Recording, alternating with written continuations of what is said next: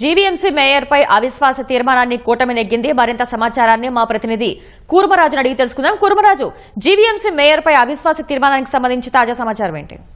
శ్వేత, GVMC mayor బులగాని Venkata Harikumar మీద అవిశ్వాస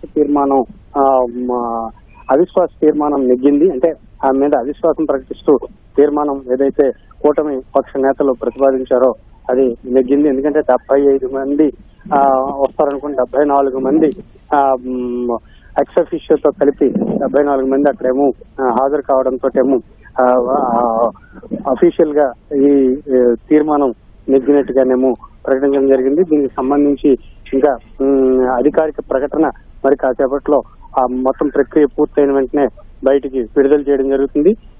ప్రధానంగా ఈ అవిశ్వాస తీర్మానానికి హాజరు కాకూడదంటూ ఈ వైసీపీ విప్ జారీ చేసింది. వైసీపీలో ఎవరు కూడాను ఈ సమావేశానికి హాజరు కాలేదు. వారు దాదాపు 30 మంది వరకును కార్పొరేటర్లు ఉన్నారు.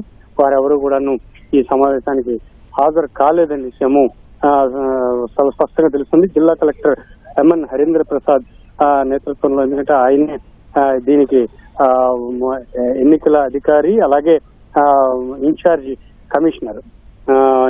మున్సిపల్ కమిషనర్ కావడంతో ఆయన ఈ తీర్మానానికి సంబంధించి ప్రత్యేక సమావేశాన్ని కండక్ట్ చేయడం జరుగుతుంది.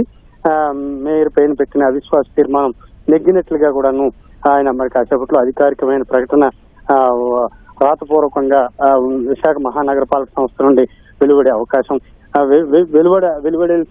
వెలువడుతుంది.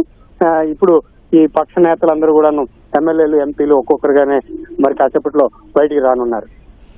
ధన్యవాదాలు కూర్మరాజు.